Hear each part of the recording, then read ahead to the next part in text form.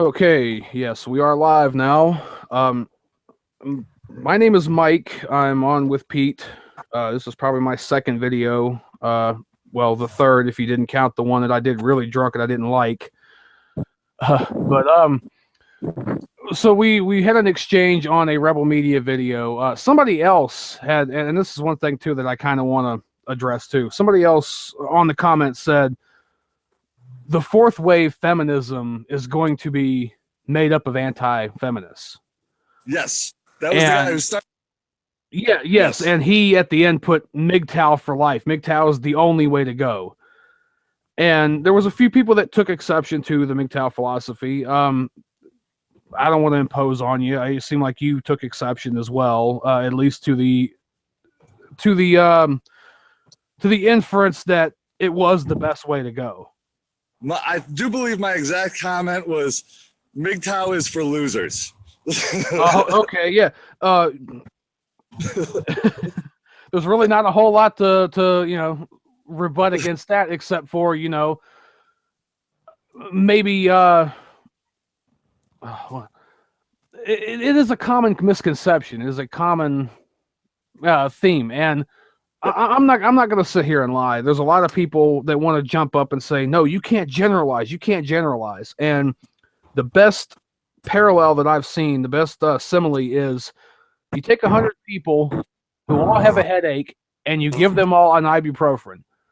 And out of that group, 3 of them may not get rid of the headache. Ibuprofen may not work for them. But in general, as a general overall sense, ibuprofen is a good headache reliever. It may not work in every single time, but then again, it does work. So, but that's also the same thing in MGTOW. It's men away, right? So yeah, out of the equation. So that would be like, instead of taking the aspirin for your headache, you're removing your head. You're getting rid of the head. And I can understand that, but as the way MGTOW see it is, if this head's going to keep hurting and hurting and hurting, and I don't know what's causing it, and I can't really control it, then might as well just cut off my head. It would save me a lot of stress. It would save me a lot of, headache. And it is a very nihilistic and self-centered way to go. If you have ever heard of like R and K selection? No. Basically mating strategies of either R selection or K selection. Basically, rabbits are selected. There's grass everywhere. They eat grass. They have an abundance of food. There's no competition for food. And so they can have as many offspring as they want and as they feel like, because there's no competition for food. And they just have these offspring, and they just, as little as possible. They're looking on, just return, just more quantity. Where you have like wolves that are more K selected. They only have a few offspring. And what few offspring that they do have, they really, really strive to make these offspring the best they can be. Yeah, so they selectively breed. Yes. So basically, our selection really only cares about the quantity. K worries about the quality.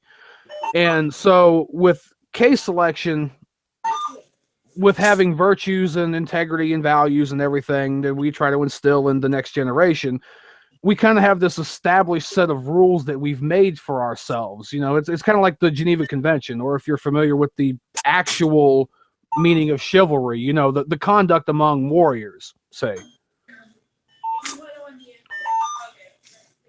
Yeah, I do. I understand that. Yeah. So, it's things like, not raiding a village in the middle of the night and not, just killing women and children. It's just kind of a general code of conduct. Yes. And what we're seeing nowadays in today's society is we're seeing a lot of these, as they call them, welfare queens. They have all these different children by all these different men. And of course, because there's an abundance of resources we have in this society, we have we can go to the store and we don't have to go out and kill an antelope or kill a cow. We could just go right to the store and go buy some steak. Absolutely. So there's with some people there's really no incentive to make sure that their offspring really have any intelligence, because at the same time, well, we could just get all the resources we need. Well, plus they're getting extra resources from the government for doing that. Yes. And so at the same time, like, say you're in a relationship with somebody and then they turn around and you kind of, at least with men, we kind of feel like there's a certain set of rules that should be followed. There's, I go out and I work for you and you help take care of the house. And that's the way it's traditionally been.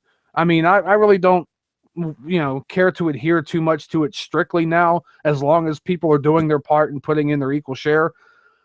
But, it's then, well, you're working and you don't know anything. And then this person turns around and cheats on you behind your back. They're not playing by the rules anymore. That's true. I mean, but the old saying, bitches ain't loyal. Oh, well, we all know. And that goes back to what we were talking about just before the stream started. A lion is a lion. Yes. You're not going to go over and reach over and pet it, because a lion is a lion. It's going to rip your arm off and shit it out behind a bush later on. And it's not going to give a damn about what you think. It's a lion. % honest, though. You've never cheated on a girl? No, I never have. Okay, I'm sorry. You got high ground on this one. No. Well, I mean, to be honest, I was a late starter, and I was raised by a single mother. So, I mean, really, with the whole loser thing, I mean, within the general consensus of what society thinks a real man is, a real woman is, a loser is, whatever, I would really fall into that category of loser. I've had a few girlfriends. I don't think a real man, if you're not a real man, if you ain't pumping weights, you're a loser. I think it's more like, okay, if you could be a real man and pay your bills and take care of your family and sit on World of Warcraft all day, you're still a loser. You're sitting on World of Warcraft whenever you're not working, right? Yeah, but so you're saying in the scenario of I have a wife, I have a kid, I have a kid, and I'm still playing World of Warcraft. Yes. So you real man, and then not that a wife and a kid make you a real man. I'm saying if you take care of yourself, take care of your family, even if you ain't got kids, you ain't got nobody, you could do that and be a real man and still be a loser. And this is kind of, one of my main points where I kind of take exception is that the man who's married and has a kid and everything, he already has obligations. He actually willingly took on these obligations. So, therefore, like, say if I bought a pizza for the whole family and I need to, provide for the family, and I eat the whole pizza myself, that's kind of taken away from the mouths of other people. That's kind of taken away from people that I've already been obligated to provide for. But I'm sorry? That's not a loser. That's an asshole. Yeah, of course.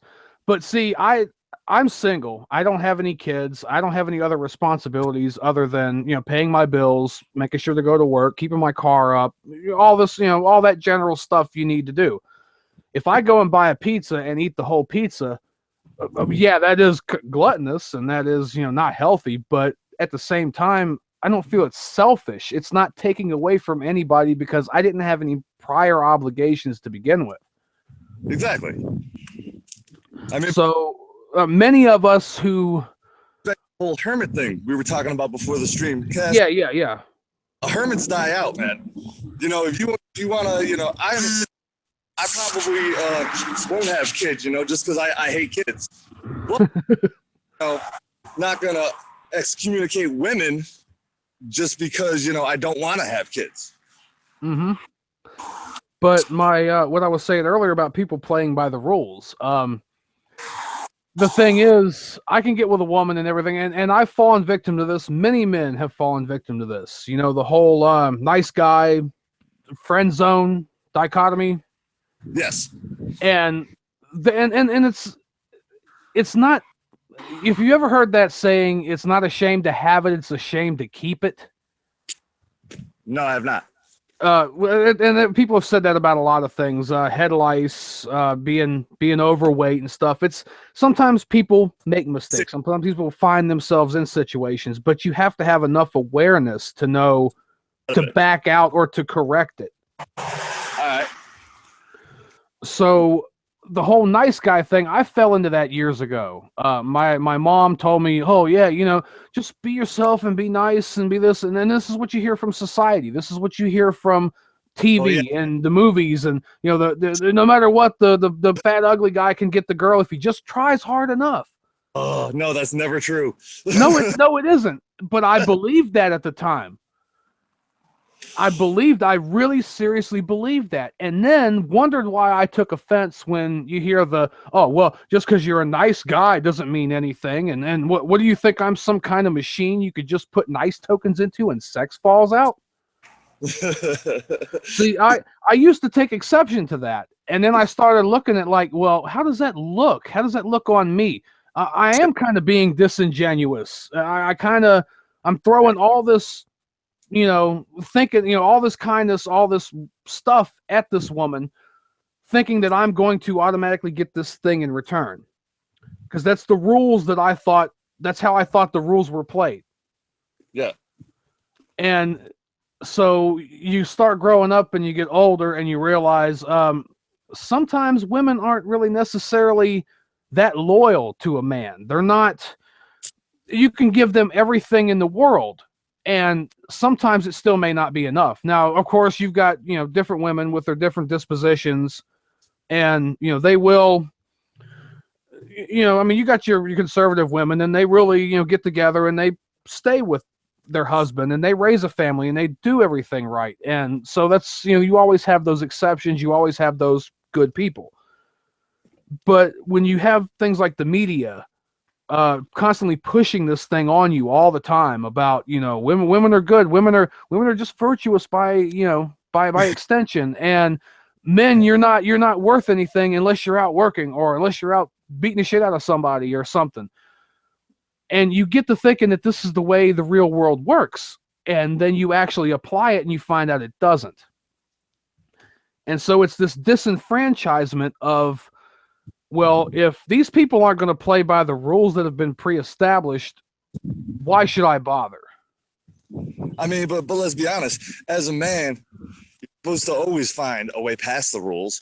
You play cards with your buddies. You always try to sneak an extra card. You know, you're going out with a girl. You always lie and say something, you know, to get them to go home. You to circumvent the rules. Cheaters always look at the Patriots. What are you talking about? The football team? The deflate gate, spy gate, the tuck rule, everything. Look, they always win. yeah, but is it right? I mean, life ain't right, really. No, well, I understand that. I mean, yeah, there's nothing fair. There's no such thing as a free lunch. Yeah. But when you've been raised and you've been taught that A plus B equals C, and this is the way it goes, and then you get into a situation where A plus B equals zebra, you know, monkey, I don't know. Then it's like, well, this turns everything on its head. This isn't right. This was not what I was taught. And eventually, when you're trying to play by the rules and play by what you have been taught is right and wrong, and you constantly, at every twist and turn, get circumvented, it kind of makes you just not want to play the game anymore. I actually understand that 100%. But doesn't that come back to the whole loser thing? Like, who is always the loser? The kid who gives up. Like when you're playing dodgeball, I don't want to get hit, and he goes and runs in the corner. That's yeah. Oh yeah, I understand. But now at the same time, what if you're playing dodgeball and that kid brings the ball? And, oh yeah, sure, let's play a game. Good, you got a ball, we got teams, yeah, let's go. And then not only are they constantly beating the kid purposefully, which that's the point of the game, but then you got the other people tripping him, kicking him, throwing rocks at him. And then the kid finally gets tired of it and says, well, you're not playing by the rules. I understand I'm going to get hit by the ball. I expect to get hit by the ball. But this kicking and spitting and all this stuff is not what I agreed to. And it especially isn't what I agreed to or fair when you're doing this and this is my ball. Huh. Now, yeah, you make a good point there. I'm all up for getting beamed. I walked into that situation knowing that was going to happen, but the way it is with every female interaction, you know that they're going to be stuck up. You know that they think they're pretty. You know that they're going to expect A and B. They've been taught this. They've been taught this right from birth. That's what I'm saying. You're going in knowing this thing. It's not like the and kicking and spitting. That is when you meet like a crazy girl that shows up to your house with an Asian baby saying it's hers. And then you're like, it's not what I signed up for. Yeah. So that's not playing by the rules.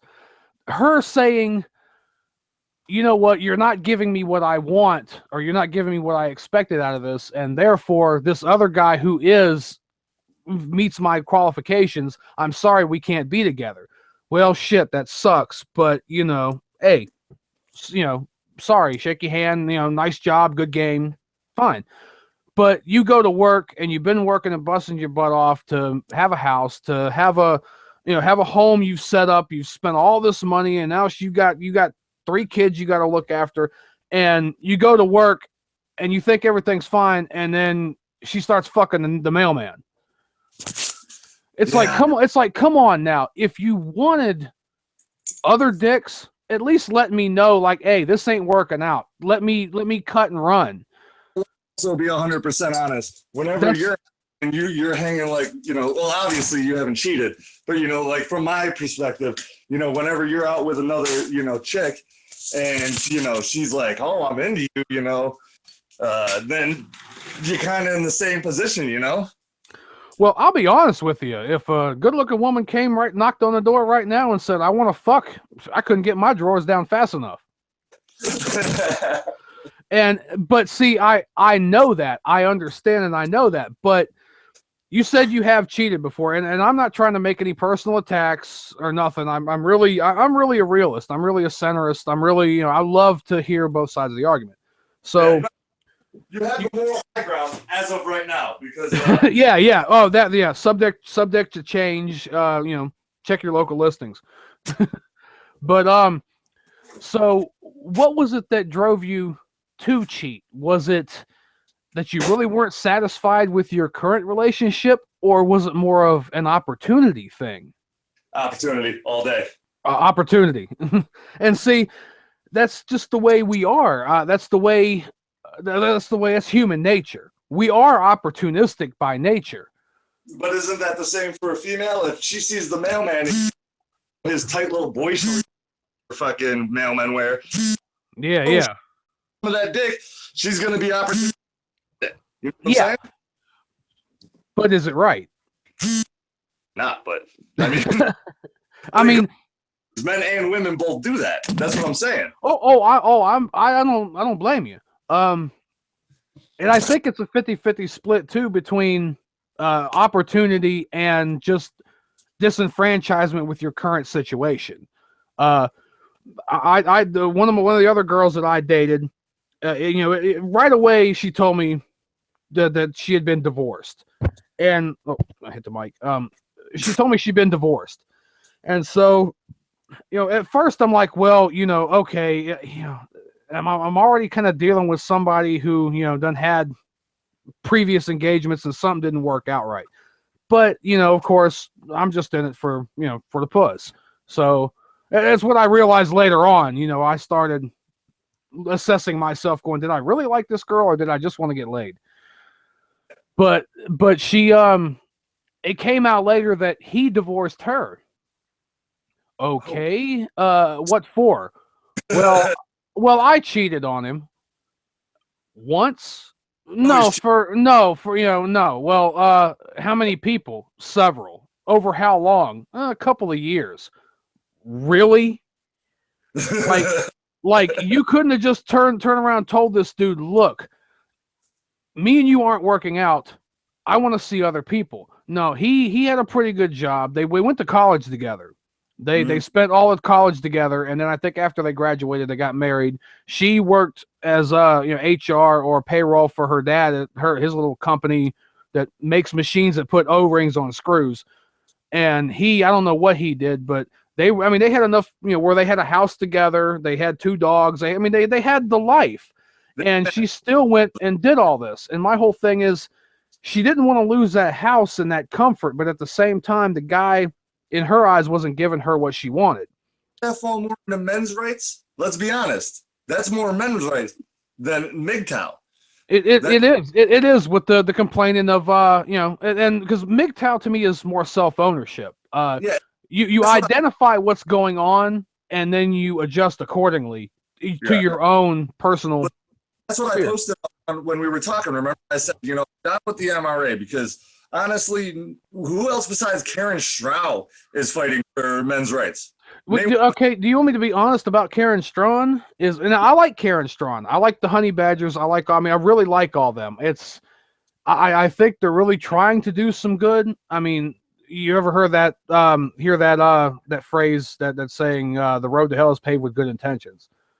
Yeah, I think they're really, really trying. I admire Karen's tenacity in the face of opposition. I admire Allison Tieman's determination and drive. But at the same time, look at Karen. I don't know how much you know about her, but she's got 2-3 kids, been through a divorce, this and that. She still kind of embodies I made many mistakes and now people are, I want people to try to help me. She's honest about it though. I will give her that.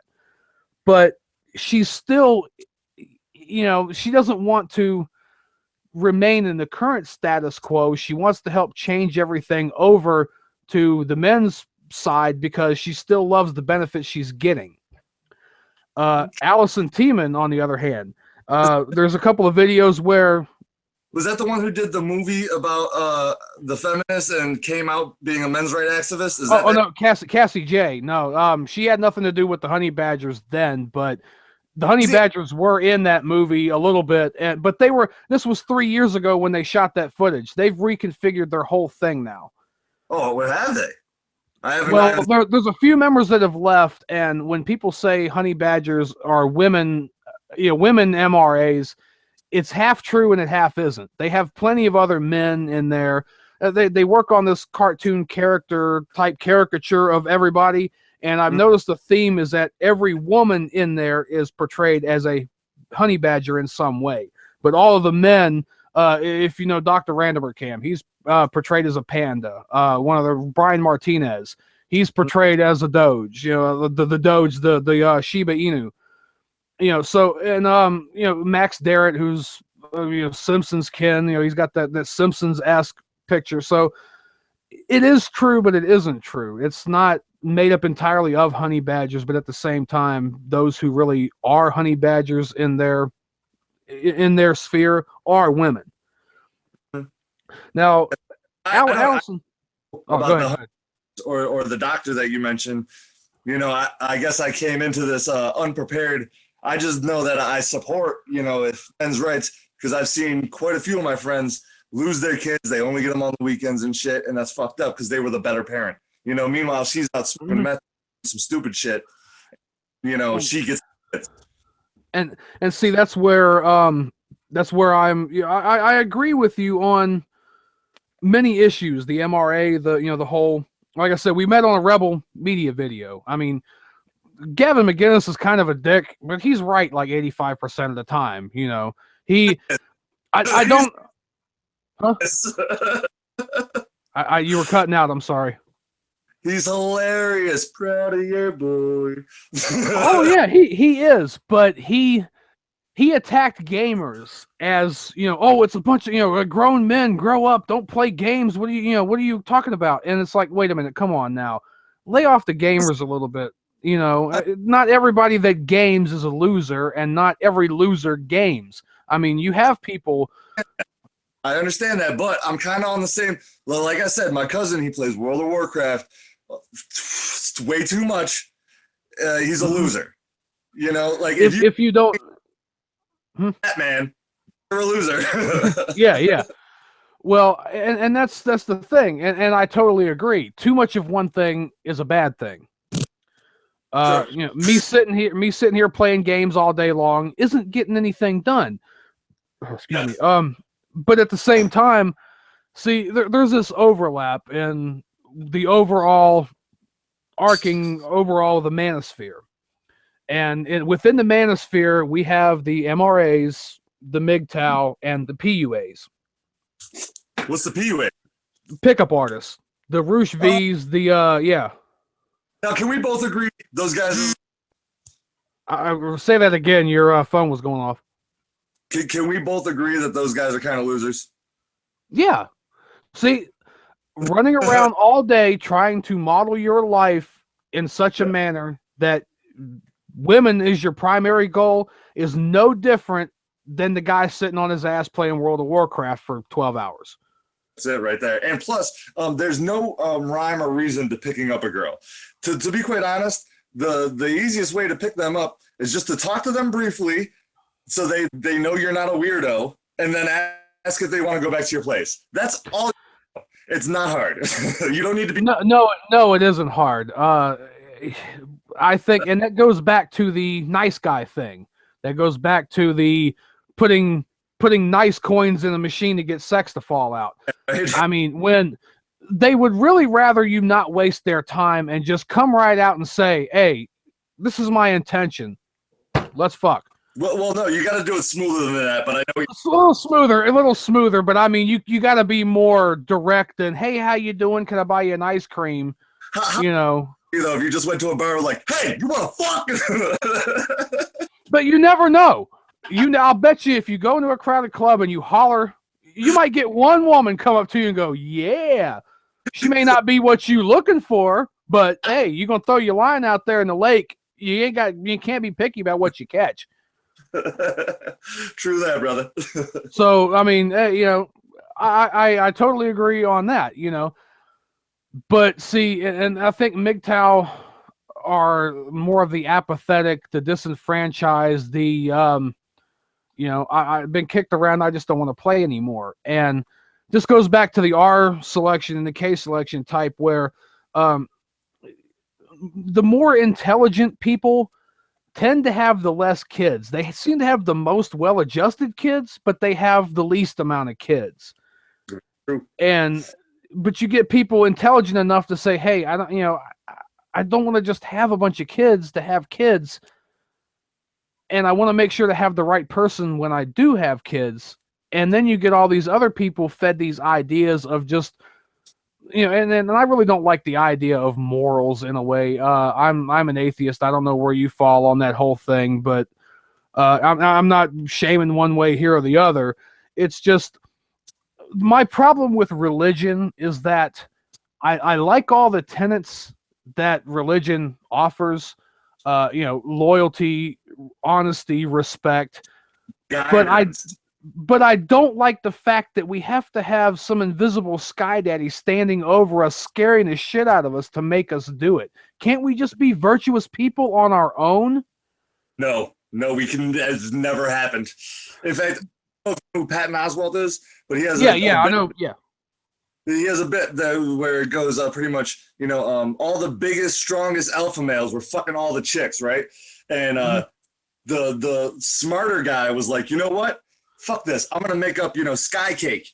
Like, if you want sky cake, you gotta fuck me because there's a man in the sky watching, and he'll give you cake and this and that. And that's how the smart guys got in, and that's how religion was made. But it was all just to get pussy.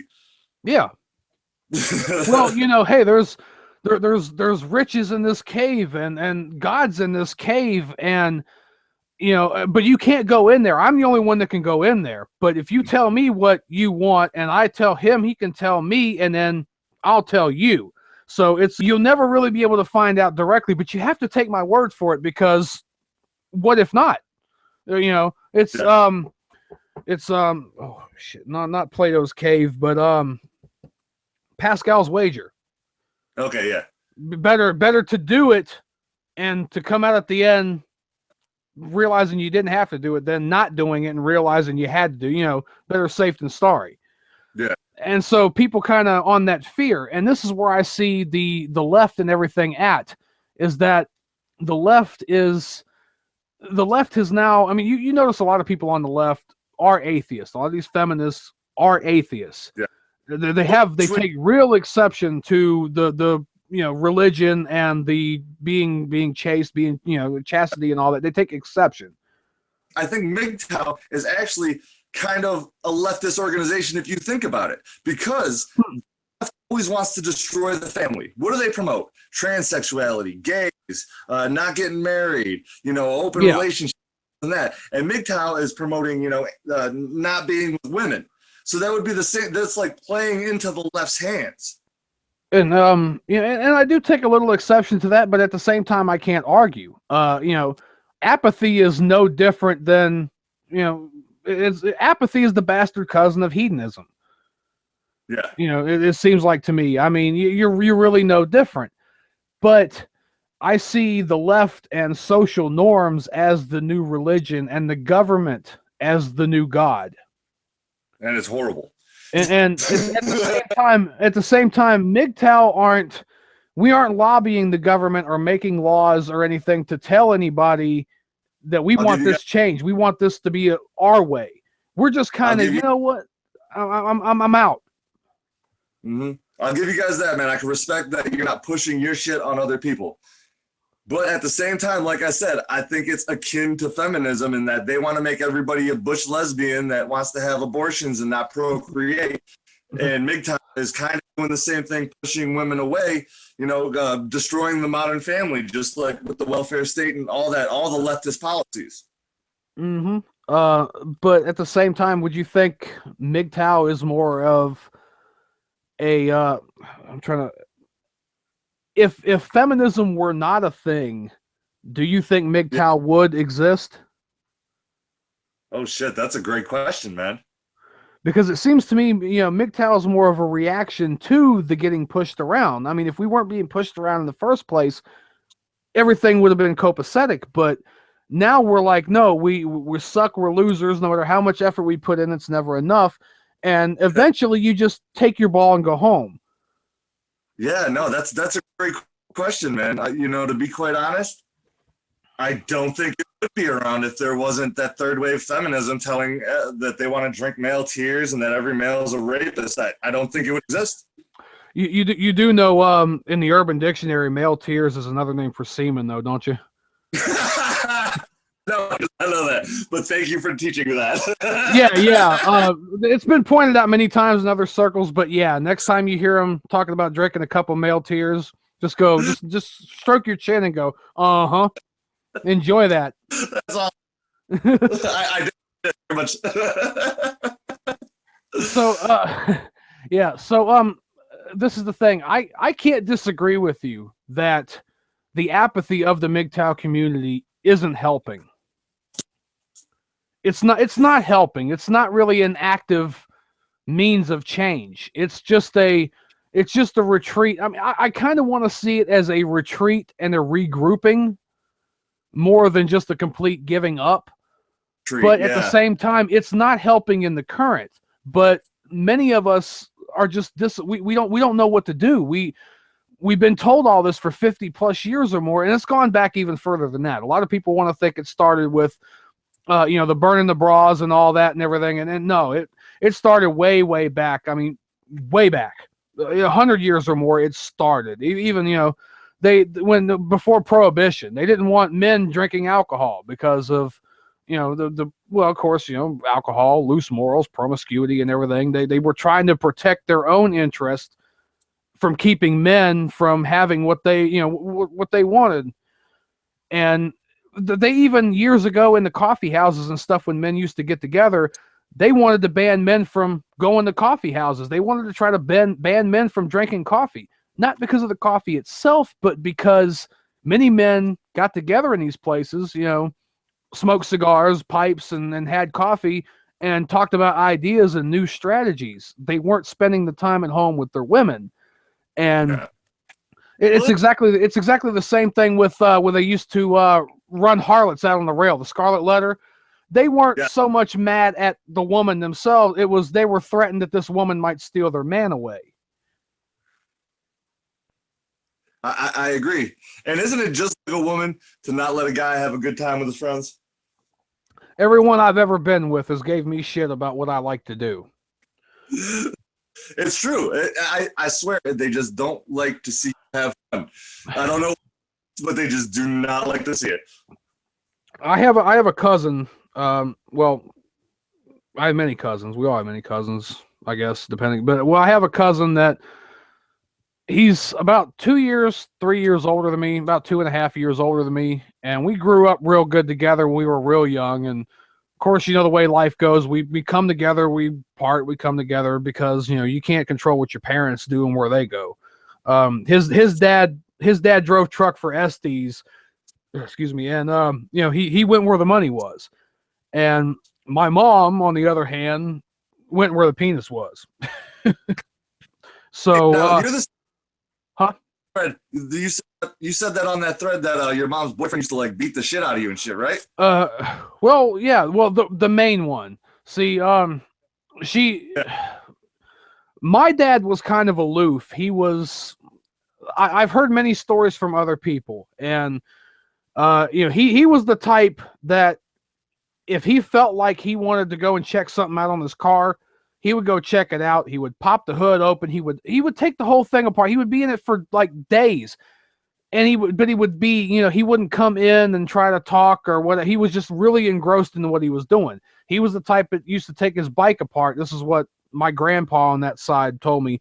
As a kid, he would take his bike apart just for the sake of taking his bike apart. But he also at the same time had this,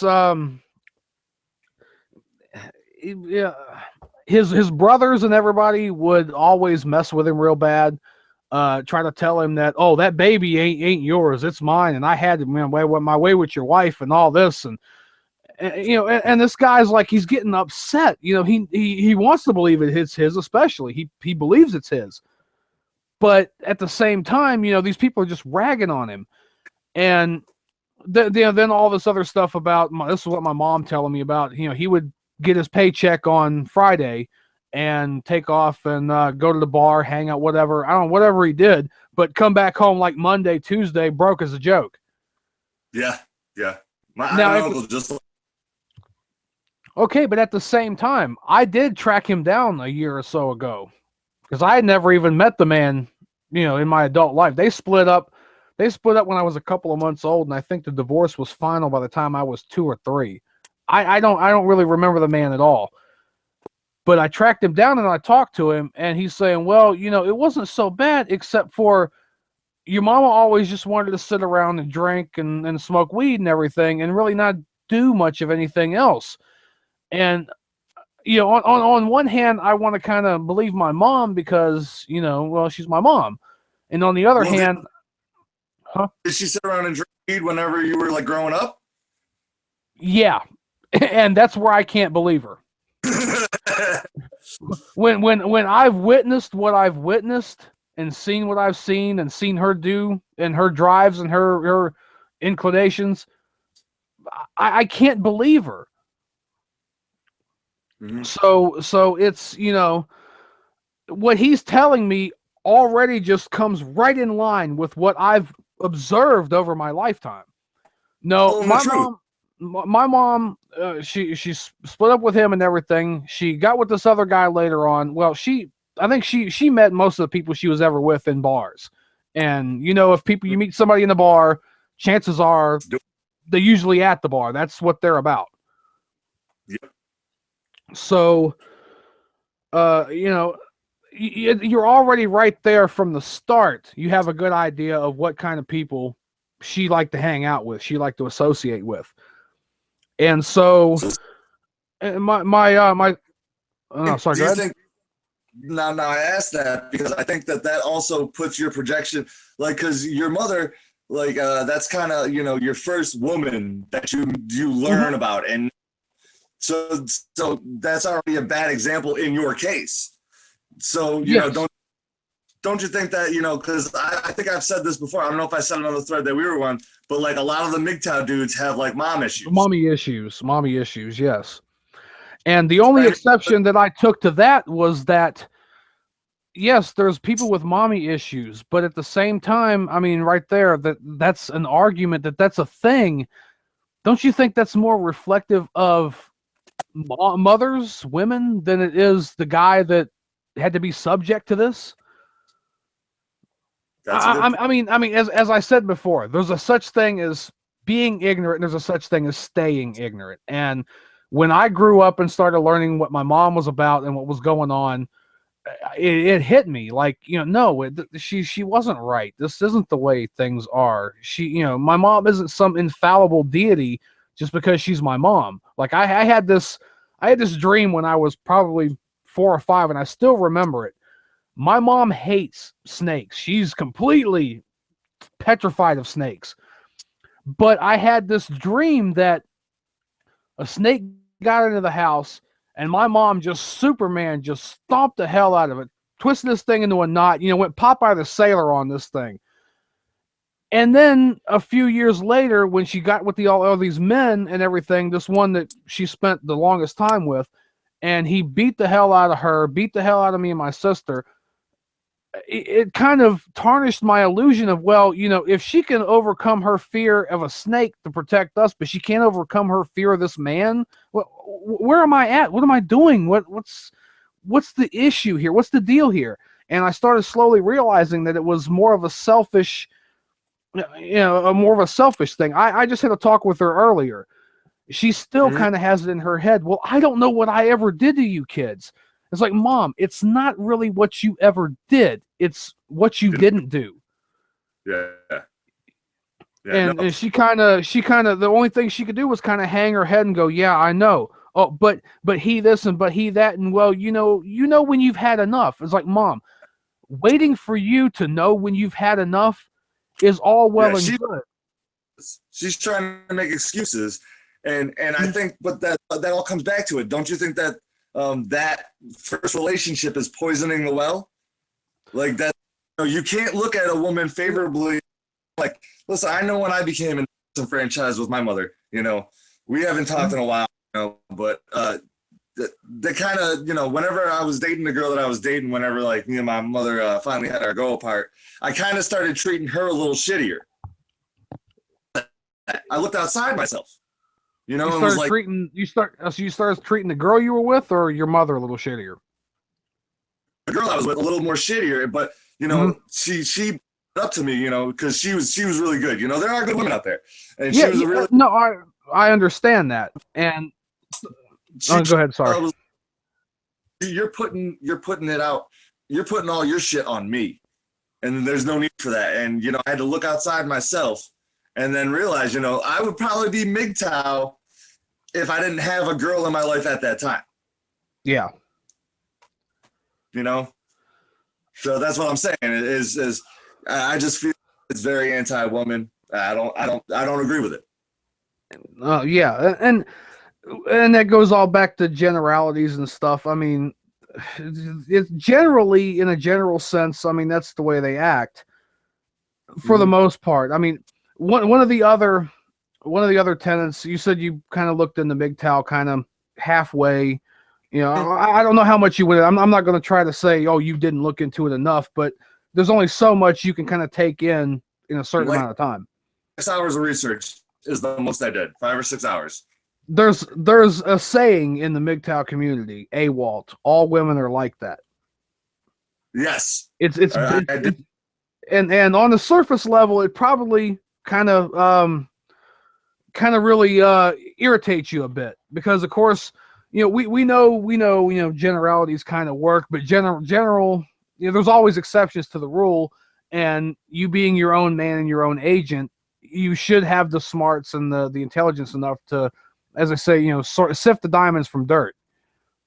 And that's one of the things MGTOW is trying to preach too, is that you can't fall into this trap of just whatever. You have to be aware, you have to have situational awareness of your own self to know what you are and aren't willing to put up with, and what you are. I mean, some people would love to work, 60 hours a week and, in the coal mines, the steel foundries and everything, and not have too much of a problem with it. But when it comes down to your return on your investment, some women are real good at that. Some women understand that, hey, this guy is great, let me do this and let me do that. But then there are some that just say, oh, you know what I had to do all day? I had to make chicken nuggets, and it's like, bitch,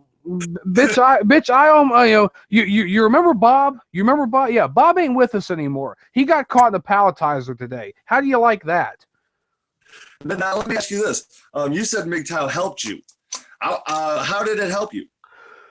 Okay, remember the girl I was telling you about that I dated that cheated on her husband for years and years? Well, yes. I had a girl before that, and I was 5 years between the relationship. And this girl was certifiably crazy.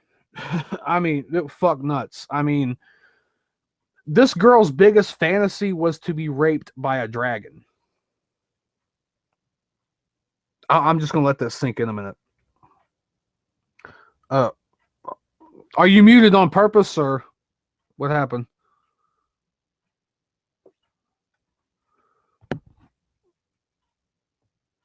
I see you, but I don't hear you.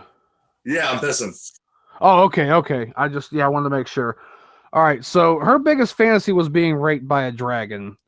Her mother had her when she was 40 years old. So already right there, her mother was kind of too old to be having kids, at least healthy kids. She had behavioral issues from when she was a kid. She would always bite on and, hit other little kids. The house that they moved into was actually designed with her in mind, where the kitchen and living room were only separated by one kind of short wall, and there were mirrors on both ends where no matter what room her mother was in, she could take a look off the mirrors and see her in the other room. This kid was a handful.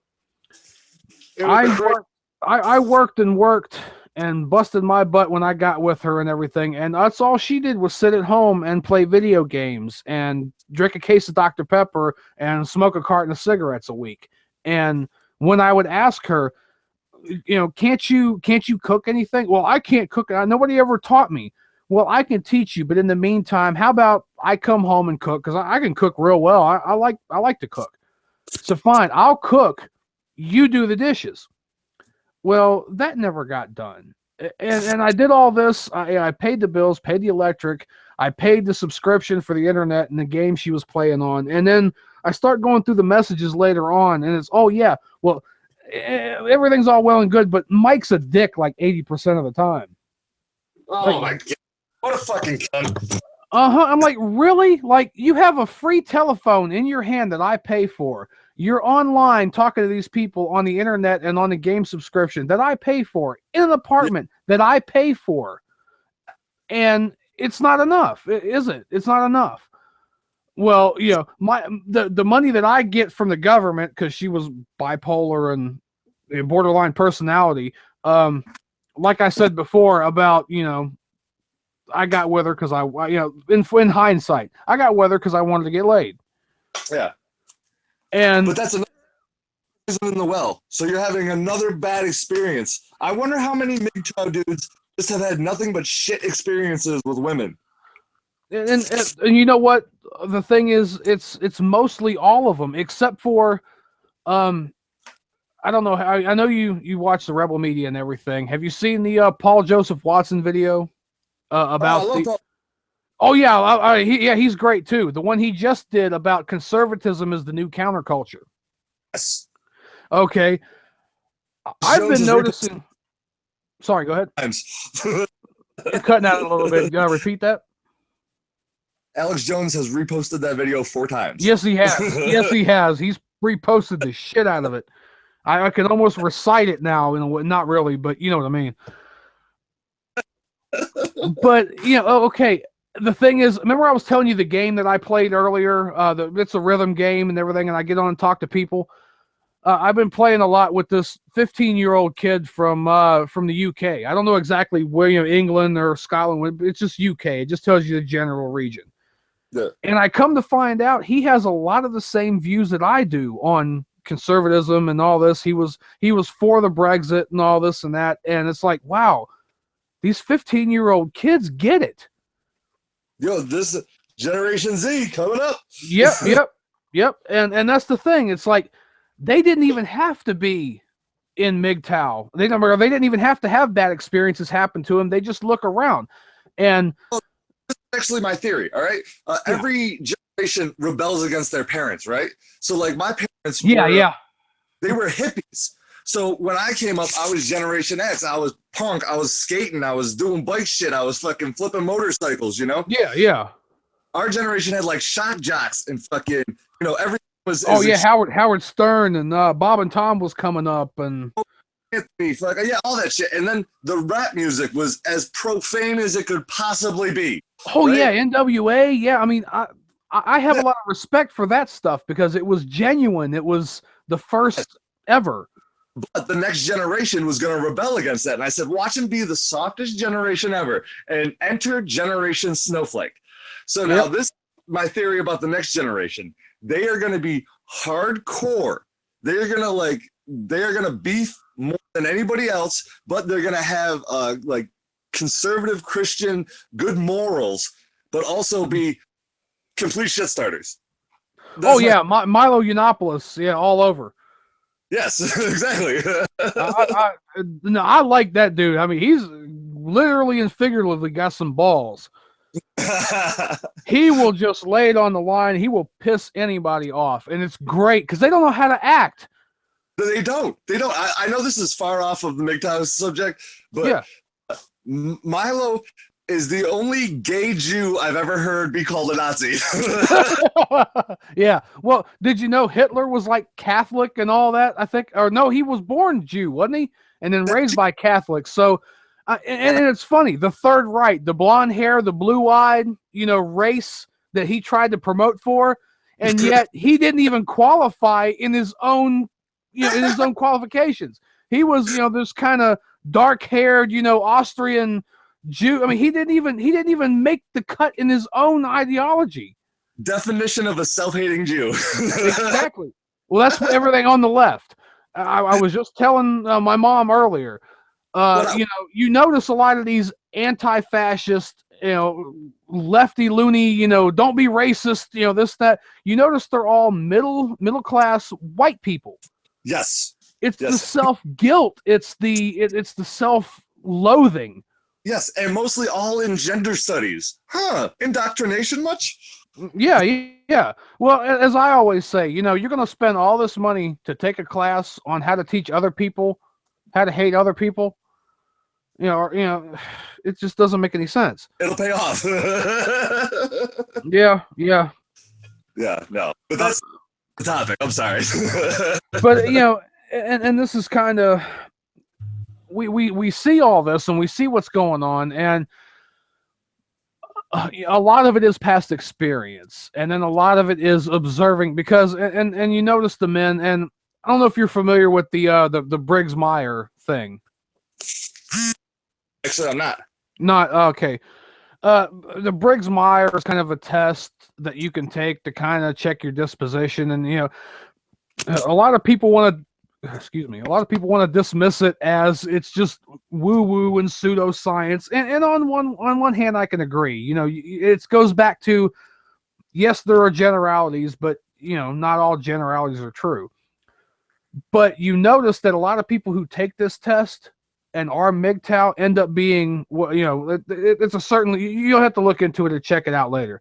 But it's INTJ, introspective, like non-aggressive, judgmental, it's a whole disposition. It kind of puts you in a certain category of where your personality is at and your disposition. And most compass test book for your personality. I guess it's kind of like that, yeah. But just look up Briggs-Myers later, and you'll see it. You can take the whole test, and it tells you where you lie on that, on that matrix. But most MGTOWs are introverts. They're kind of judgmental in a way, but they're really intelligent. But at the same time, they're not quite all that assertive either. And it's just funny how many, you know, it's a generality. We all kind of fall into that general area. They're not assertive. Are you trying to say that like MGTOW is kind of beta male? It's beta male, but you don't have to be beta male. Own yourself, and you can become alpha, or you can become, well. See, a lot of them in the MGTOW community don't like to work on that alpha beta dichotomy anyway. Okay, wait. Kind of got it. I think I kind of got it. So like how MGTOW helped you the most was probably you felt kind of beta at a moment, and MGTOW is. I felt very beta. I told you the girl I was with, and I kind of got off on a tangent, and I'm sorry, but I'm drinking too, so I'm trying not to get too messed up, but I'm gonna ramble. But the girl I was with and everything, I spent all that time getting to know her, and I lived with her for a year, and then she just wanted to just up and leave, you know, and I'm like, well, fine, then go. If you're gonna go, go. But it really kind of hurt me. I'm like, well, what did I do to deserve that? Well, I did everything. I did everything I was told to do. I did everything the media and movies and my mom and everybody told me to do, and it didn't work out. And so I really spent a lot of time hating her and resenting her for quite a while. And I did try to meet other people. There was one girl in general I did kind of like. We had, you know, a lot, not as much as me and the other girl had in common, but we had, you know, a little bit in common. Our personalities lined up a little bit more, as where my first girlfriend, our interests lined up. We liked anime and video games and stuff like that, but our personalities just did not mesh. She had completely different ideas for what the future was going to hold and how to handle herself than I did. But this other girl, you know, I was talking to, you know, she kind of, she was really down to earth. She had her own place. She said she was the only person on the block that even owned her own place. And I talked to her for a little bit, never really met her, but I had my doubts because I'd been hurt before, and she lost interest very quickly. And you know, I kind of took that all in stride as well. You know, that was kind of on me. I should have, you know, called her a little bit more, maybe not in that fashion. I mean, I went like 2 weeks without talking to her because I was more afraid of getting hurt than really trying to get to know her. And well, she lost interest. She moved on. And I'm like, okay, that's good. But I went through attempt after attempt after attempt with women and tried the same thing. And I realized I wasn't getting anywhere. But at the same time, I started then trying to blame myself. You know, well, you just must not be useful enough. You're just not that good enough. People just don't care for you because you're really not providing or being useful enough. And so I wondered, what was the purpose of even staying in this world then? If I'm not of any good to anybody, if I can't help anybody and contribute, then why am I here? You got low.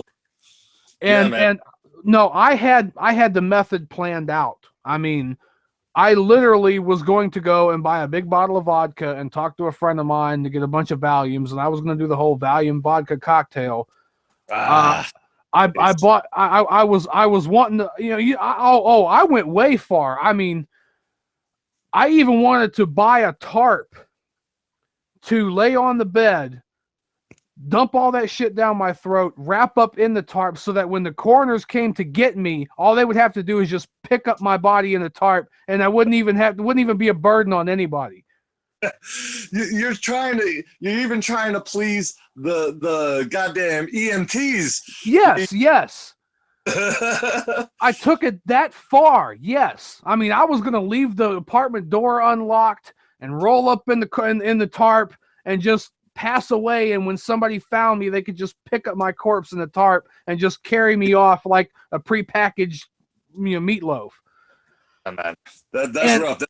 That's getting low. That was low. And what really set it off was I was telling you about the one cousin I had that liked music and everything, and then he got with this girl, and like he don't even want to play music anymore. He don't want to do all this. It's like, man, no, you were real big into this. but every practice, every time he'd go to a practice or do something, she would stub her toe and have to go in the hospital, or she would have to, you name it. She came up with any and everything. He was even going to go to American Idol, try to do the tryouts, and she said she didn't want him going because she was afraid of him actually making it and then leaving her. Oh, what a cunt. And he's still with her. All of his guitars and everything have got like an inch, not literally, but, got like an inch of dust on them. I even talked to him just the other day. Do you really want to get back into it? How far? Oh, and he feeds me this bullshit of, well, I never really was into it to begin with. And no, wait a minute. You're 16, 17. You're skinny as a rail because you play your guitar so much that you forget to eat. And you're telling me that you weren't into all this to begin with? Bullshit. Bullshit. Yeah. And so me and his brother, his younger brother, which I've kind of got, his younger brother on my side, we've looked at it like, you know what, if that's what he wants, fine. It seems like he's really entrenched. Well, he stayed around the house when he was like 19 or something, and then he met the girl he's with and everything, and eventually married her. But I think he moved right in with her, so he didn't know what life was like by himself. My grandpa was like that, got married at a real early age, and when my grandmother died in 2007, he quickly remarried. And when this woman died on him in 2013, he went right afterwards. 2 months, and he was out of it too. Yeah, your grandpa a goddamn pimp, yo. Well, this woman wanted to get into the family something awful, She was bragging at my grandmother's funeral. I'm going to be part of the clan now. I'm going to be the future, Mrs. So-and-so. How much you want to bet wearing panties at that funeral? How much you want to bet? The what? The who what? How much you want to bet she wasn't wearing panties at that funeral? How much you Well, if she wasn't wearing panties, she was so old she must have forgot them. I'm saying your grandpa's a pimp. He was a hard worker, but he had his problems too. He couldn't keep his hands off his kids, if you know what I mean. Oh shit. Yeah. Problem city. It didn't happen to you though, did it? No, he didn't go after the boys either. No, my mom, my aunt, a bunch of other women, in the family, yeah. So that's you give your mom leeway on that then, because that's gotta fuck up. Well, on one hand, yes, I understand, but I talked to my mom and she goes, "Oh no, he never actually really did anything with me. I mean, he touched me there and." He penetrated me with his fingers, but he never really actually anything. It was my sister he was always, doing. And, really, I could hear him in the other room. And then I talked to my aunt and she's like, no, it wasn't me. It was my sister. She was your mama, she did, she was the one that was into it. I'm like, wait a minute. Okay. So somebody's lying. Yeah. You know what? Now that you tell it like that, I don't know if I could believe it. My aunt, the one I'm talking about in specific, she had 3 kids, only 2 lived. The middle one was born with a hole in his heart. He only lived 6 days. It sucks. It really does. I don't think she's ever been over it, ever. I mean, but see, then my mom was the type to. My mom's the type that thinks everybody's against her, the whole family's against her, and then she tells a story, and then somebody else, the rest of the family, you tell them about the same story, and she goes, no, it didn't happen the way your mom said it. It happened this way. And you go to another family member and they tell you the same story. And you go to another family member and they tell you the same story. So you've got 3, 4, 5 people against my mom's one story. And they're all independent of each other. And it's like, okay, come on. You either have to be lying or you're just completely like, you don't care. I really don't know what other way to put it. That kind of kills the grandpa story then, because if she's the only one saying that her sister got touched, and her sister's the only one saying that she got touched, that was making up that bullshit. Yeah, and I know how my mom is, but my mom had it spread around that, oh, well, you know why that kid died was because, the whole genetics thing and the inbreeding thing, and that kid just wasn't meant to be. It was an abomination, and it died because of inbreeding. Oh man, I don't blame you for being MGTOW. Your mom sounds. No offense to your mother. I don't mean to disrespect your family, but Jesus Christ, sucks.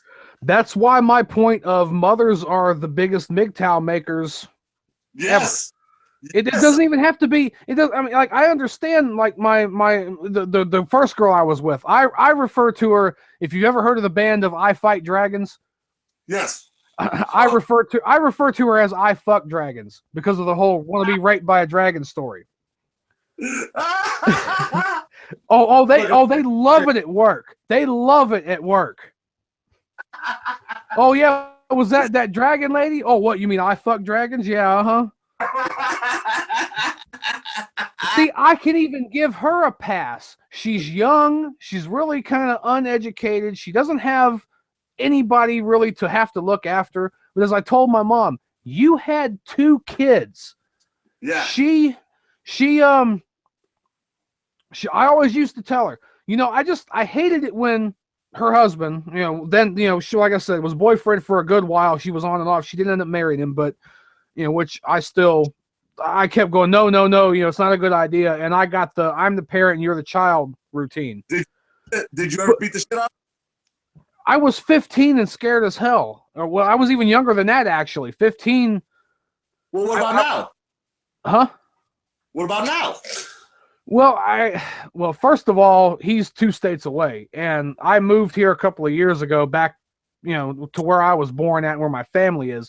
But at the same time, I kind of took a passive approach, which, I think of it as, a life well lived is the best revenge. So, he remarried. He beat the hell out of all them other kids, but he was the type that he never worked, legitimately over the table because he had other kids. He had always, child support he had to pay. So he was always constantly hounded by the IRS and all this stuff.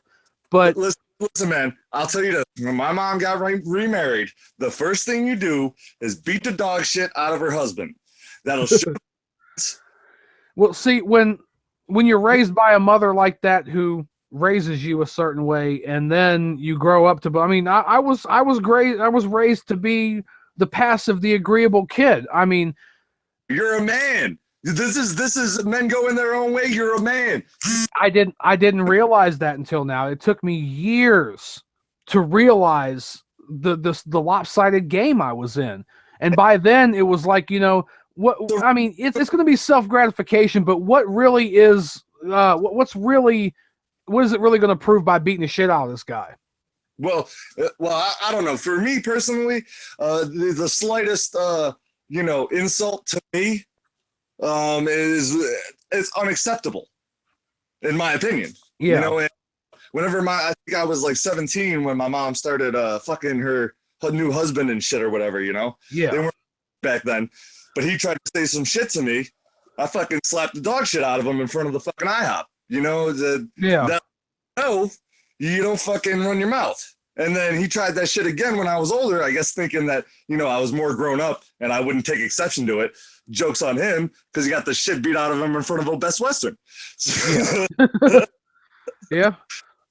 Well, so, hey, corporate advertising there. Oh, I'm sorry, my bad. I forgot this on the internet. I don't care. I don't care. No, I'm just saying, That's what I'm saying. Maybe, I don't mean to say that the father figure in your life, caused you not to have that, fighting spirit, The thing is, that's the only father figure that I really knew.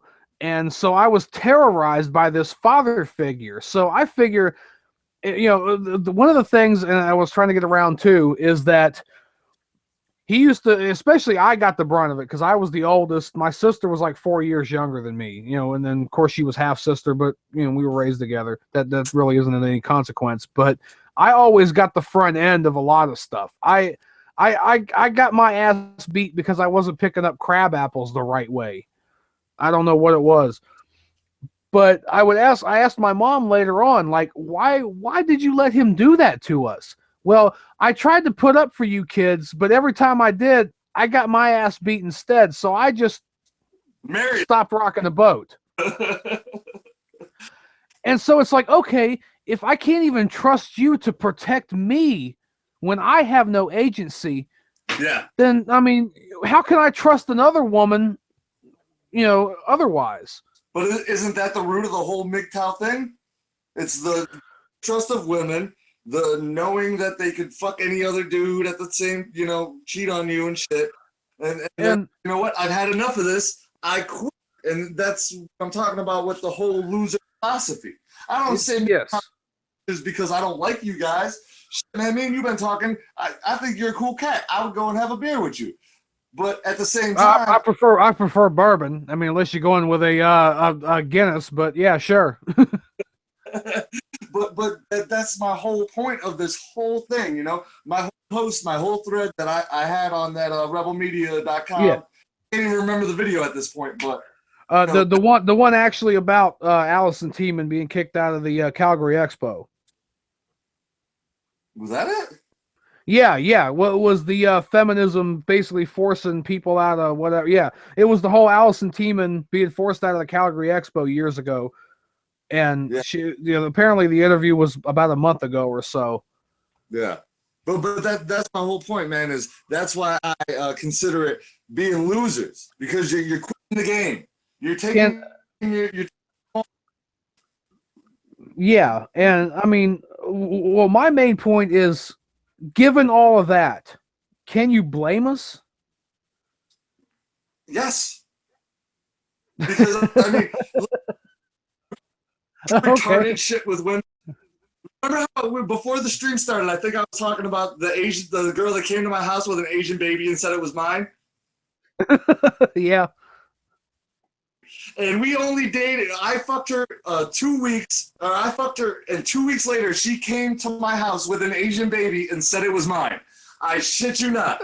I actually said, "That's a fucking ching chonger. That ain't even a goddamn American." I fucking shit you not. and the thing is, there's nothing that I just don't. I believe that it's so out there. And the truth is stranger than fiction. I actually believe that. Yeah, no, I make it up, and if I did, that'd be a great goddamn book. But see, and MGTOW. Sorry. Go ahead. She her parents were rich, so she had her own apartment. We were like 19. We had all our shit paid for. We got to just be each other and talk and. Great political discussions, and she was a great person, and so much so that I had to leave because I didn't want kids and she wanted kids, and we're still friends to this day. I text her pretty much once a week. Yeah, well, I mean, but at the same time, it was a mutual thing. You both got together, laid your cards on the table, and said, "Yeah, this just isn't going to work." Yes. And what I'm saying with my ex is that she was pretty much monkey branching, just waiting for some guy better to come along, and then basically hit me over the head with this, and I didn't even know. I thought I was doing a good job. I never got any prior grievance otherwise, other than the usual nagging, that usually happens. I'll tell you. So I'm like, well, tell you what I learned from this chat, man. The whole MGTOW shit is just a series of cunts fucking over dudes, and they're like, you know what? I can't take it. They never got that one or two good girls that are actually out there, and that's exactly what it is. And like I said, at the same time, can you really blame us? I mean, can you blame us for thinking that the juice isn't worth the squeeze? That there's a few turds floating around in the pool, but this area here is okay. No, I don't want to go in. But no, I totally agree with you. I totally agree with you on you should be your own person. You should be your own, and you should watch out for yourself. And at a certain point, as I was just talking about with the stages of grief, there's a certain point you need to get to where you just turn around and say, I'm going to do better. I can't just stay like this. And, most people, as I said, most people in the MGTOW community are in that anger phase, are in that throwing their toys out of the pram, you know, Yeah. beating fists and everything because, you know, they're pissed, they're disillusioned, they've been lied to. And me, I'm in the grief acceptance part of it where, you know, I let myself go and I kind of figured, well, you know, if I'm not going to live for a woman or whatever, you know, or live for anybody, then what does it matter? And at the same time, it's still, but you still have to live for yourself. You Yes. still, whether or not you have a woman in your life, you can't blame the fact that you're single on the fact that you can't deal with women.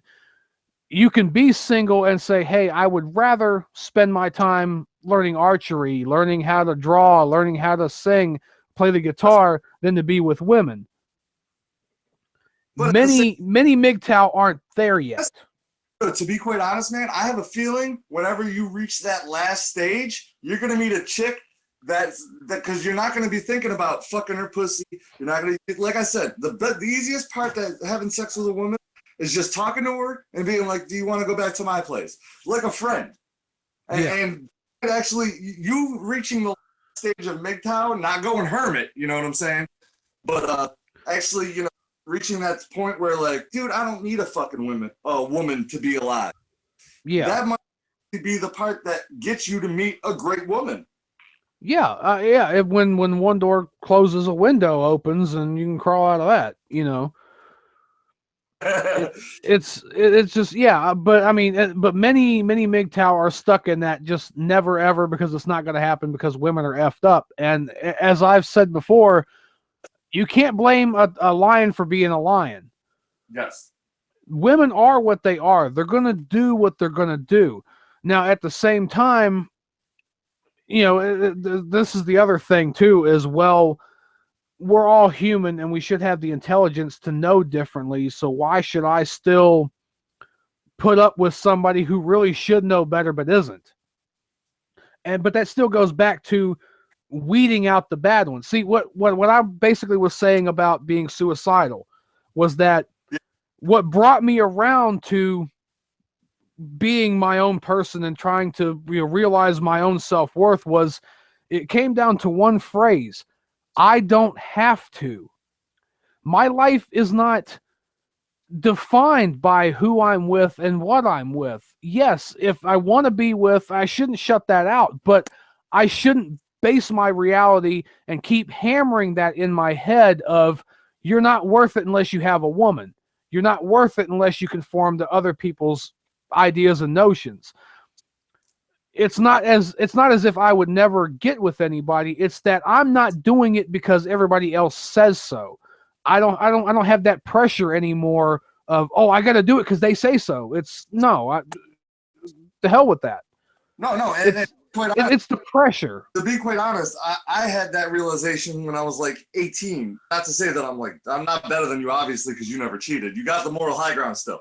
I'm still, yeah, like I said, there's there's still always room. But I was a late bloomer. I was a late bloomer too. I didn't lose my virginity till was 24, 25. Wow. I was born in June of 83 and I lost my virginity. Oh shit, so we're the same age. September of 06. Oh no shit, we're the same age then. I was born in 83 too. But that's what I'm saying is, you know, you obviously got the moral high ground still though, because you're obviously a better person. You know, you didn't. And I want to, but you know what though? You know what though? You said that you cheated because of opportunity. See, I never had the opportunity. So I'm not saying that I never would have. I'm just saying I was never presented with the opportunity. But shit, now I forgot what my original point was gonna be. Oh, I suck at debating when I drink a 12-pack. Yeah.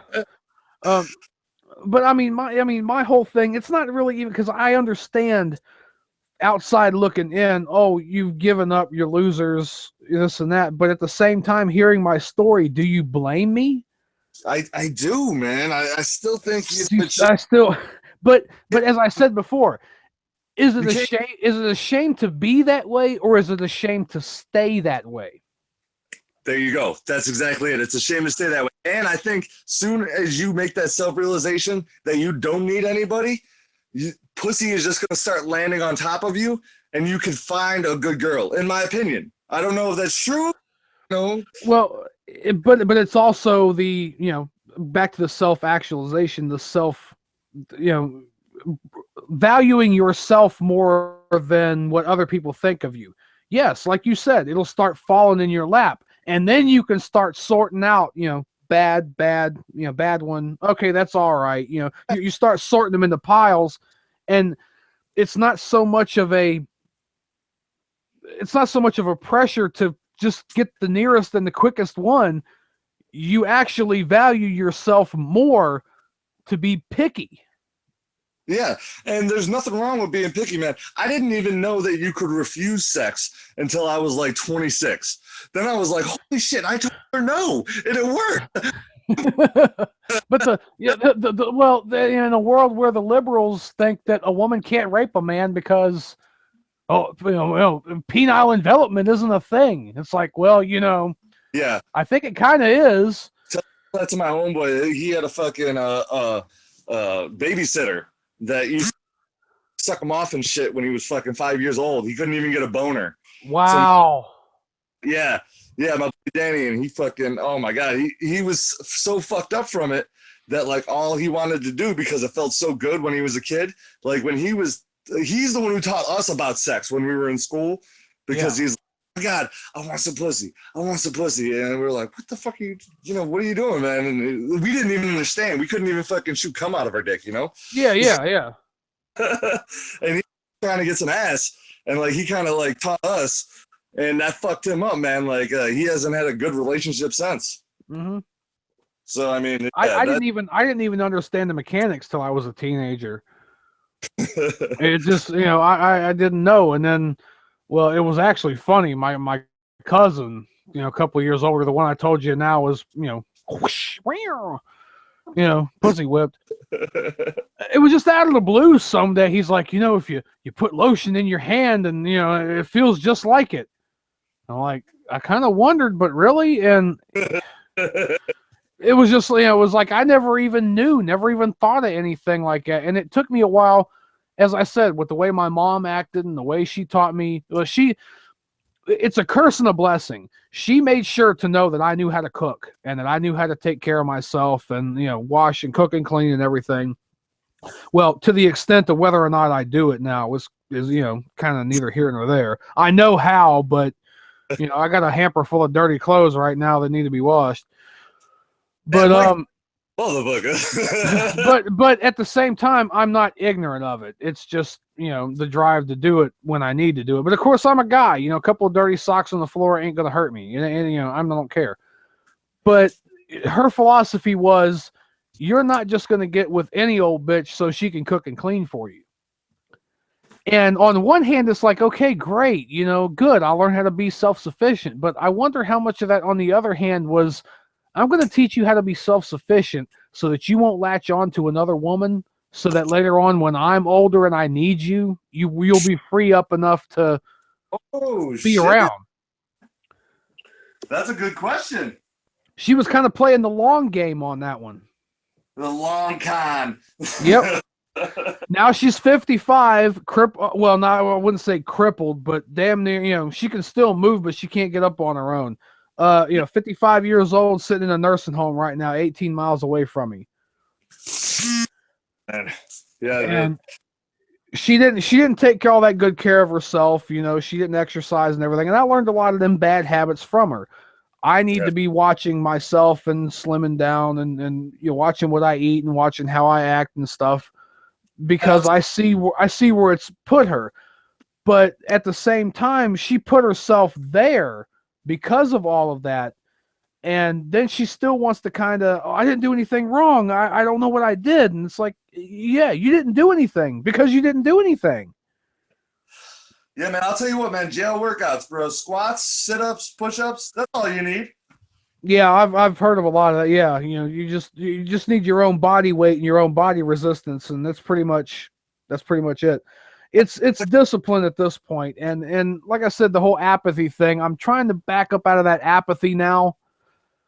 Yeah, I've been working on this comic book idea for years. I've been wanting to do do a YouTube video since I learned about MGTOW, but I'm on this thing too of, you know how they say, one of the other sayings in MGTOW is they compare it to the movie Fight Club. The first rule about Fight Club is you don't talk about Fight Club. The first rule about MGTOW is you don't talk about MGTOW, in the sense of you don't talk about it at work or with other company. Yeah, obviously, because that would be the same as a feminist coming into a office and being like, "I hate all men." You don't do that. No. You can still hold them ideas, but at the same time imposing them on others. But at the same time, too, where we talk about the guys in the anger phase, the guys beating the drums and going, "Oh yeah, all these cunts and these women suck, and yeah, they deserve to be this and that." Yeah.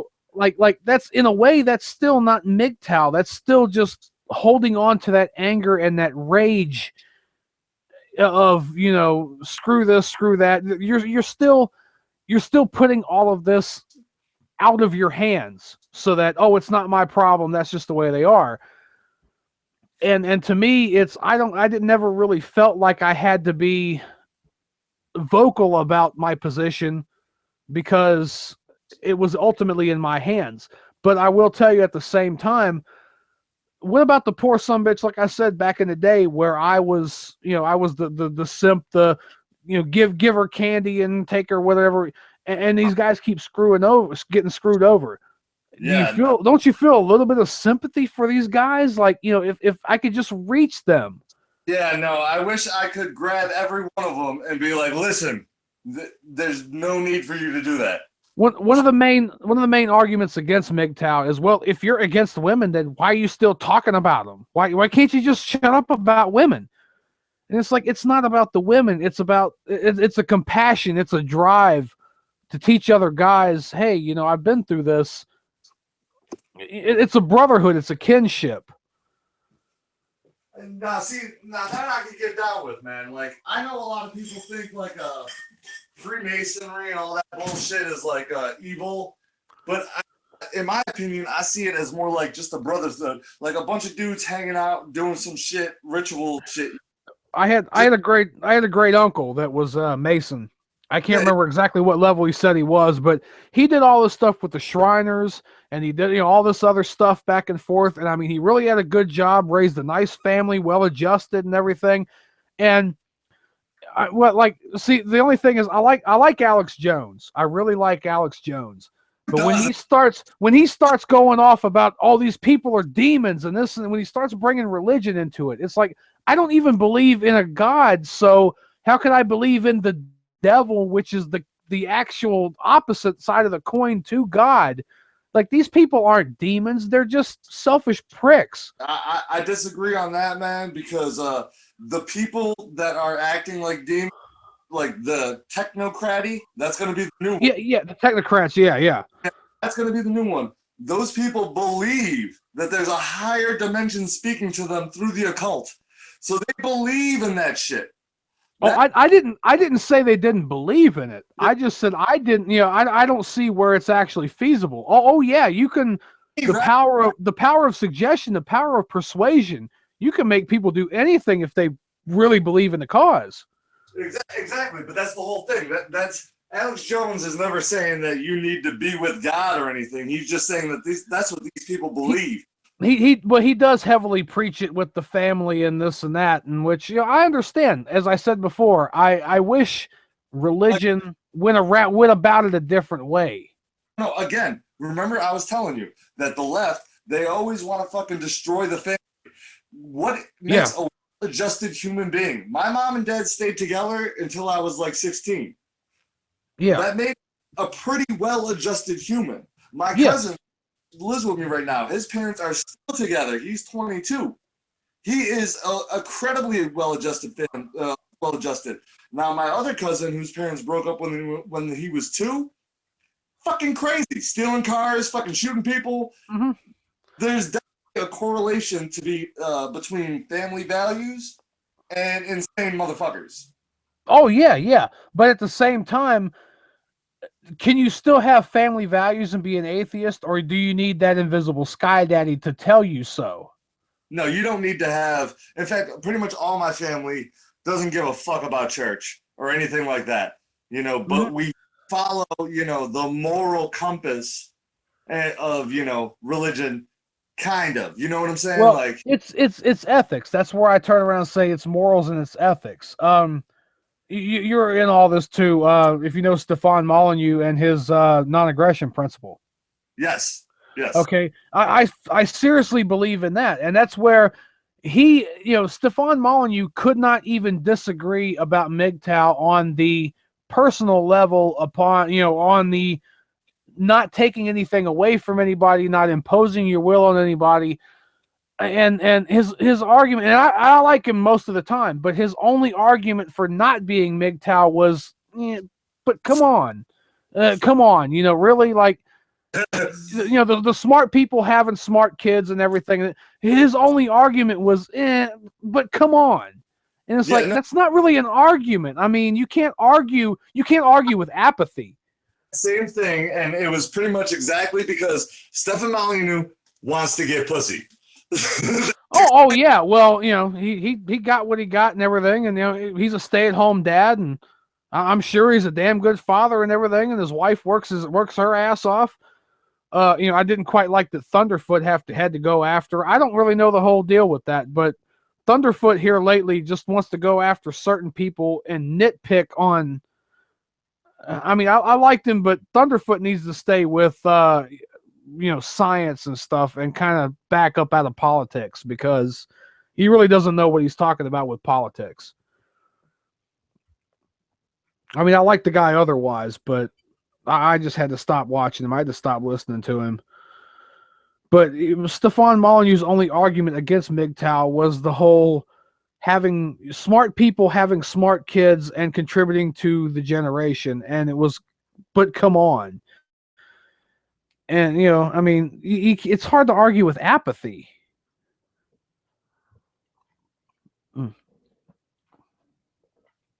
So, yeah, but at the same time, as I've been saying, it's not a shame to be like that. It's a shame to stay like that. And what gets me with a lot of the MGTOW guys is they want to stick around and just kind of like feminists do. And I don't blame you. On the outside looking in, it's the same. It does look like the same way. Just a bunch of, I hate to use this phrase because it's overused, but a bunch of butthurt guys standing around pissing and bitching and moaning about they can't get anywhere because of this external thing. And if you really dig into the philosophy, it's like, there has to be a certain point of realization of, yes, this is the way things are, but then you have to turn around and own it as, but I can do better. I need to evolve as a person, evolve as a sovereign person. Because if I just let society dictate what I like and what I want, then, it's not going to work out. I'm going to be stuck in this dichotomy of what everybody wants and what everybody likes. And it looks like I've lost a guy. Looks like I've lost Pete. I could try one more time to send him a invitation and see if he come back. He was on his phone. His battery probably died. I'm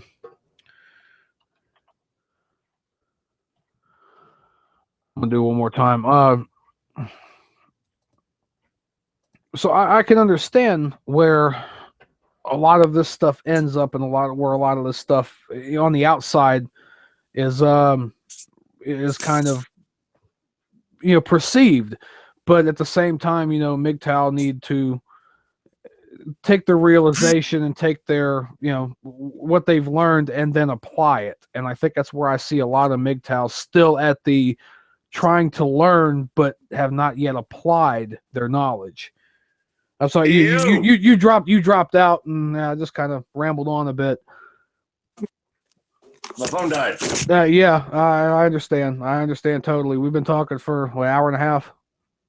It's ridiculous, bro. I mean, on the one hand, yeah, I totally agree with you, but it just, I don't know how much of it is an overall perception and how much of it is actually. That's the way I take it, and I do take exception. That's a lot of the reason why I haven't participated in the Reddit MGTOW forum and the Reddit, especially the Reddit Red Pill forum is, oh my God, just lift, bro. Just lift and raise your SMV. Just lift. It's like that's not it. That's not it. That's not the only thing to do.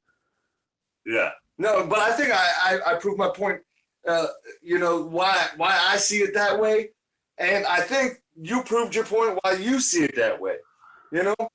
So I guess overall is I guess the main points what we can take away from this is that can you really blame us for being this way? But at the same time, you can blame us for staying this way. Okay, yes, and that, yes, you're right. If you keep being anti-woman, listen, I've never been more depressed than like a couple months ago. I think I was on like a 7-month bender of no sex, just jerking off. I've never been more angry and fucking mad and depressed. You know what I'm saying? So, and I understand that, but for me, it's been a little over 3 years now, 3.5 years for me, and but MGTOW is helping you better yourself because you're realizing you don't need women. So when you realize you need women, you could have a relationship and it'll be better for you and the girl. Yes.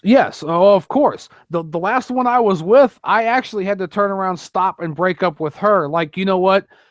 I can't deal with a lot of this. I'm insecure. I can't deal with one way or the other. I just can't keep putting myself through this.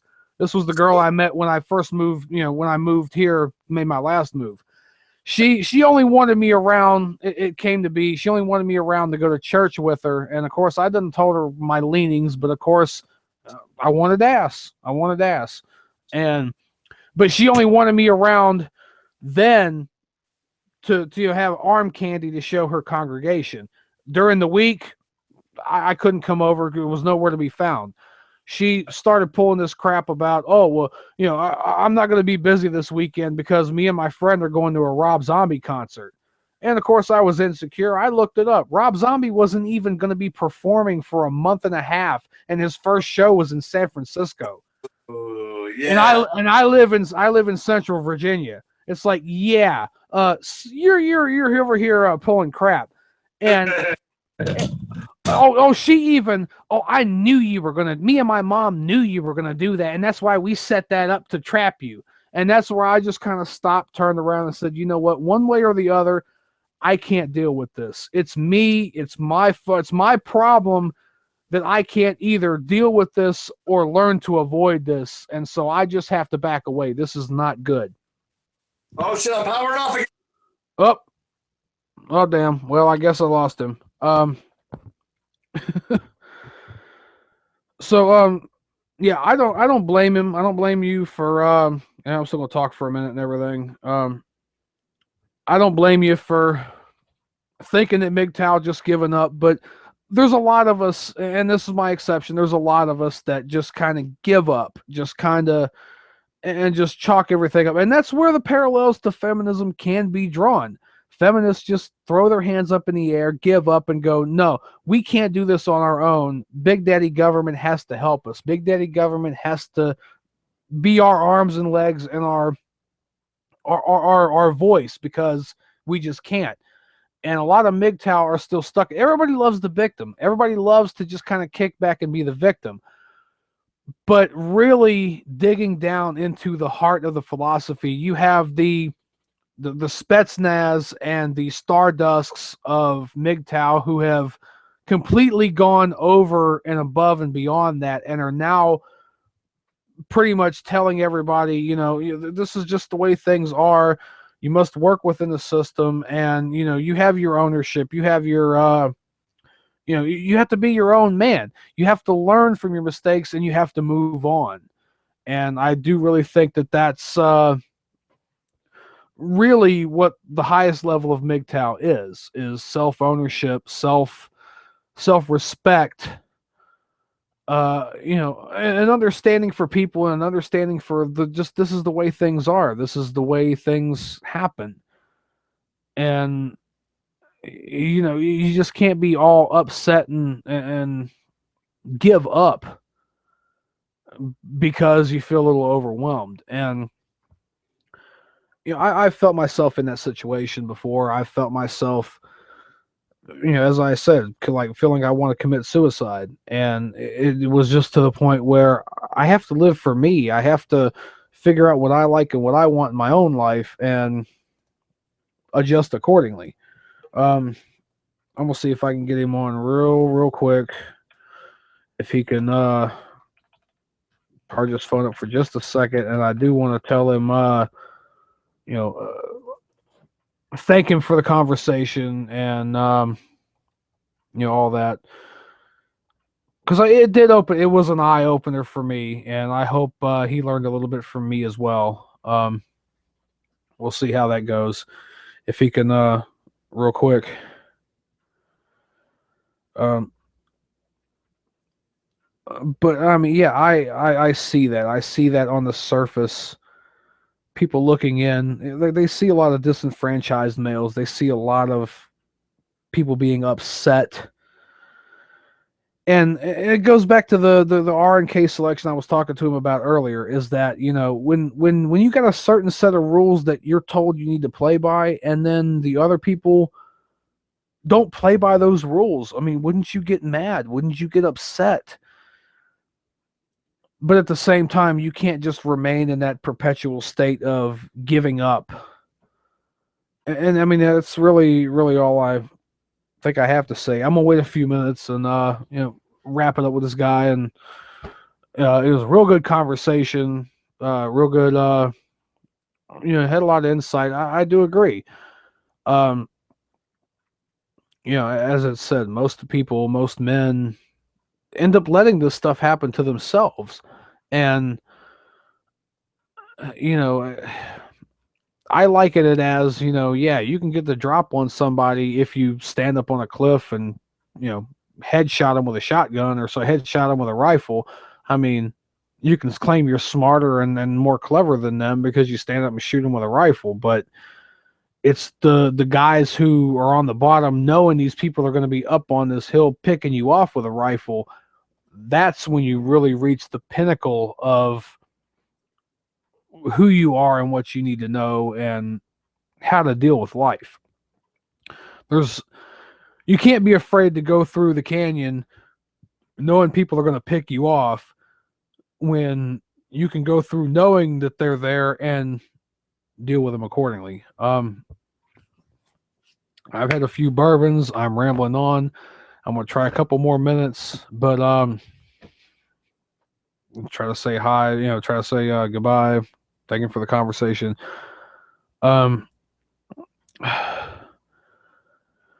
Basically, for any MGTOWs out there and everything, kind of, any of you listening and everything, I'm all for the MGTOW philosophy. I'm all for men going their own way, as far as men going their own way from the expectations of society, especially this loony lefty liberal,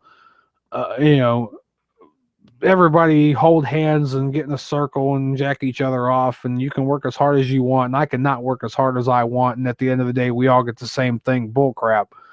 This, socialism, communism type thing just is not going to work. And I think a lot of people who have been through that situation and or subject to that, their disenfranchisement is, I guess, justified, but it's not a reason to stay that way. You must, as any intelligent being, as any intelligent, self-sustaining person, you must learn to overcome that and must learn to work past that.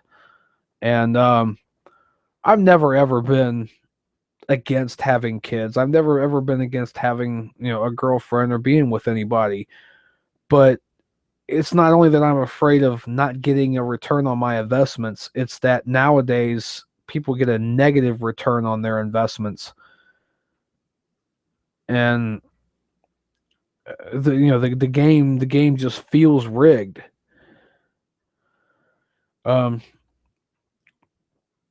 Yeah, his phone may have just completely crashed and burned. All right, well, I guess I'm gonna go ahead and end this. Couple of bourbons, and I got to go visit the porcelain goddess. Make my donation. So everybody, thanks for listening, and it was a really insightful conversation. Pete, Pedro, thanks for listening. Thanks for shooting shit with me, and have a good one, everybody.